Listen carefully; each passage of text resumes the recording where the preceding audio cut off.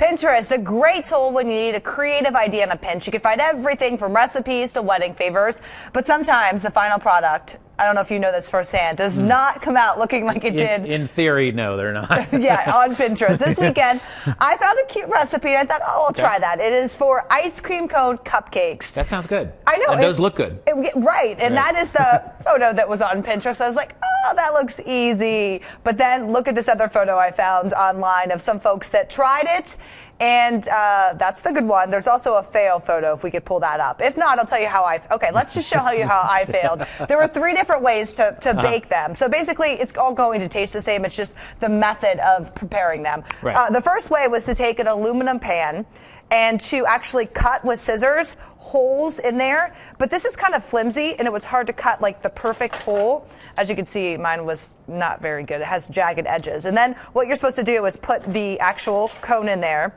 But the problem is when it bakes, it kind of like flops to the side because it was cut unevenly and it was hard to cut a circle. So you can see that's why it baked like that. I wouldn't feel bad, though, because a lot of these Pinterest, if you go to the Pinterest fail site, a lot of them are just horrible. And they don't always work out the way they should. So I don't know. I think it's a good effort there because this looks great there. Well, that was not the fail. Oh, so okay. there were 3 different. So this was the first one. This one was the fail. Yeah. All right. The other one that was the fail was to put a cupcake in here, like a regular liner like this, and then put the batter in, and then put the cone in upside down. I was wondering what that was. I was going to call hazmat to clean that up. Yeah, but the problem is, if you can see right here, it burnt around this side, and the batter's not in the actual cone part, and it just kind of looks weird. So I didn't like this way either. But here is the successful way to do it.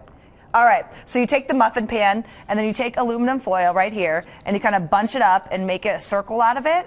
Okay. Put that in the bottom there, and then you take the cone and kind of secure it so that it stands up when you lift it and it doesn't move around a lot. And you would end up with that. Right, so I made 4 examples, and it was perfect all 4 times. So then when you're done, you just kind of lift it on out there, and here you go. Squeeze the frosting. You can cover up some mistakes with the frosting. You can, and like I said, even though the baking failed, it won't taste bad. That is really good what you just did. Okay, I'm going to try one. Wait till you see the one that I'm going to try. I'm going to try a Pinterest, and I can probably almost guarantee failure.